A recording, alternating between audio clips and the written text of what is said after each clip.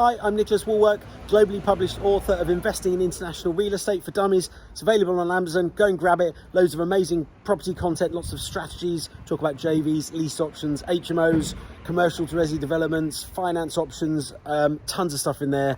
Very good value property education in one big book. Loads of stuff in there. So go and grab that. I'm here today on our 14.5 roughly thousand square foot Carehome conversion down in Hampshire. As you can see, I'm kind of walking around site as we speak. It's a big old site. This is the one we got the free house on.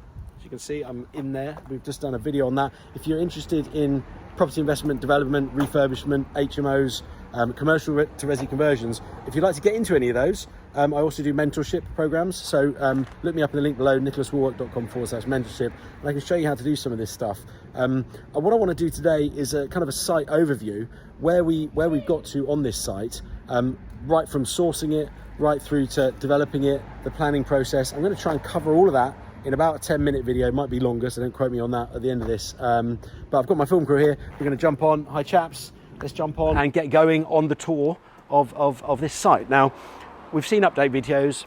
We've done a few site videos on this already. You know, if you want to follow the journey of that, you know, make sure you're subscribing and clicking the bell icon so you can see when we post those new videos.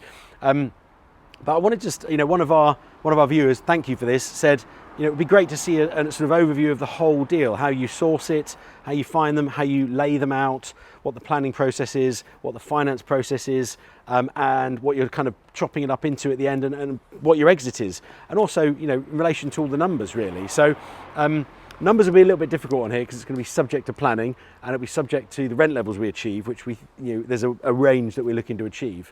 But ultimately, we've bought this site for £1.4 million. That covers the entire free house and a 14,500 square foot care home, which you see behind me. Huge site. Let's walk it if we can as we go, because I want you guys to see the extent of this building. It's a huge building. I mean, it's a Goliath building, and we're working through it gradually with our team of tradesmen. You know, a nice niche small team ripping through it. With an existing building, it's quite tricky to develop all at once because a lot of the electrics are tied in together, a lot of the plumbing's tied in together, so you can't sort of put a massive team on it. You've got to work almost you know, sectionally through the building, making sure that, you know, you cover everything off. Thankfully I can get into the gardens, which is cool. You know, you see we're still walking down this building. It's like a huge long building. It's almost like, you know, 5 or 6 houses in a row. So in terms of the overview, how do we source these properties?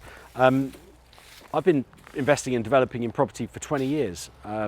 Started off investing alongside my day job. I was working in investment banking. Then I went full-time, did a property investment agency, and I've been learning sourcing on and off my whole career. Got a great network of agents. Making good friends, good contacts with local agents in the areas you operate is critical. Looking at commercial agents for buildings like this, you'll be looking at commercial agents. So you're signing on to all of those guys in the local areas, asking them for stocks, seeing what they've got on their books. But that all starts with your own strategy. You've got to know what your strategy is. You know, care home might not be a strategy for you. Office to residential might be a strategy for you, might not. Shops with uppers and flats above and behind, that could be a strategy for you. That's got a lot more PD rights just been allowed this year, which is exciting. So that's opening up more property development opportunities there. But we source this through a commercial agent. We know we're on their books, we get sent stuff nice and quick. We react quickly. If I see something come on in my inbox from an agent, I call up, and if I like it, I arrange a viewing there and then, or I go and see it that day or the day after. I want to get a deal done before 50 other people are all over that site, and it goes far and wide, and it gets competition. You know, a lot of agents that let it go far and wide, they get lots and lots of interest, they fizz it up, goes to potentially a best bid scenario, and you've got a bid, you don't know if you're going to get it, you can't really plan your development pipeline because you've got to wait 2 months or a month for this best bid scenario. So sourcing, very tricky. I can't do a whole video right now on sourcing.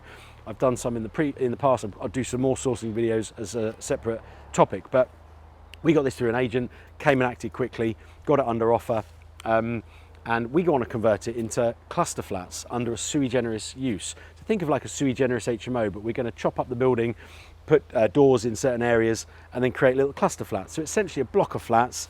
I think we're going for 9 flats. It was just nice and easy to carve it up in that way. And then each of those flats, you'll have, you know, anywhere between 3 and 6 people as kind of small HMOs. And there's also a couple of big living rooms that we're going to leave open for use for communal areas. So it's almost like a co-living building for professionals in Andover in Hampshire, which is fantastic. Now this care home had 41 occupants, that's the number we're going for. So we're not increasing the use, we're hopefully reducing the kind of impact on the local environment, local community, because there'll be people living here that are professionals working in the town or in the surrounding areas. We're about 200 metres from the station as well, fantastic location. So when it comes to carving up the building, I actually do all of the layouts myself, or I get my architect to draft something that I either suggest needs to be a certain way, and then I work out the draft. I actually draw it on my iPad. I've got an iPad Pro, which is fantastic with a little pencil thing they've got, and I actually annotate floor plans and draw out, sketch them out, you know, on paper as you will, to kind of get the layouts I think is going to work really well. You know, I've got a lot of experience working with HMOs, micro studios, asset managing a building to the nth degree. If anyone out there is working on sites and wants to get into bigger conversions, let me know through my mentorship program in the comments below, because I can help you with your layouts. You know, if I work with you on a per session basis, I'd be confident that I could add tens of thousands of pounds to your development through the experience I've had of designing floor plans and layouts. Architects don't build these things. They don't know how the end market works. They are very good at certain things, and they can be quite creative, but often they don't have the same commercial mind as a property developer that's had all that experience. So if you'd like some help with that, please look me up.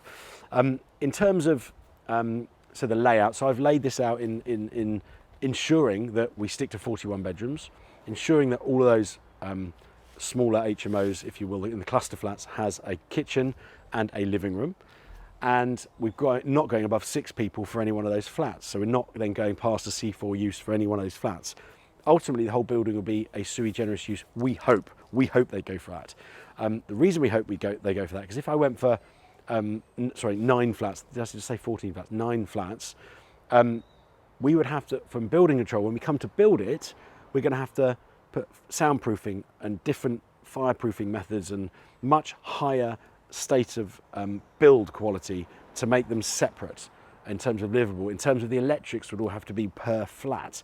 The water and the heating would all have to be per flat. So you imagine this is all run off one building. Okay, it has 2 kind of main boiler areas, but there's 1 incoming electric supply. The cost of putting the electric supply separate on all 9 flats would be crazy.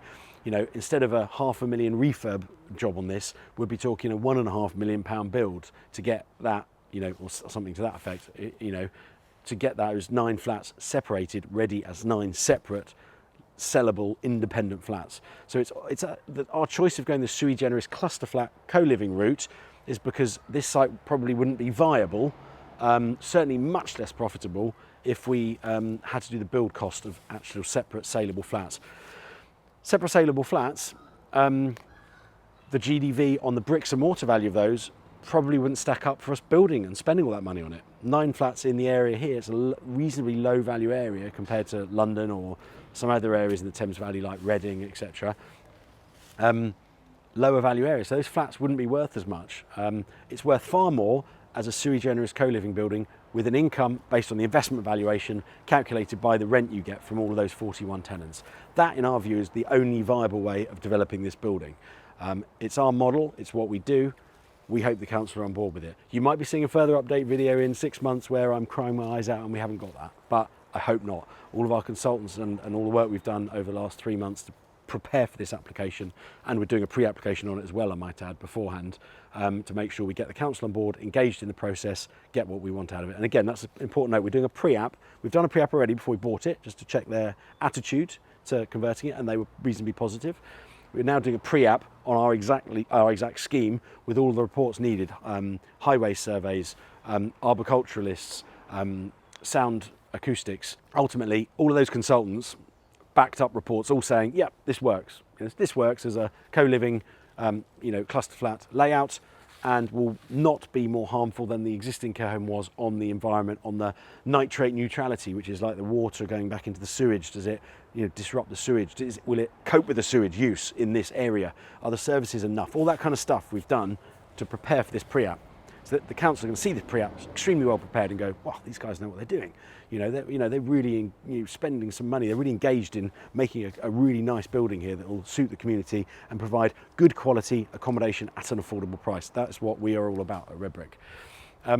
So that's kind of what we've done with the planning, the overview of the site, the costings I mentioned at the start.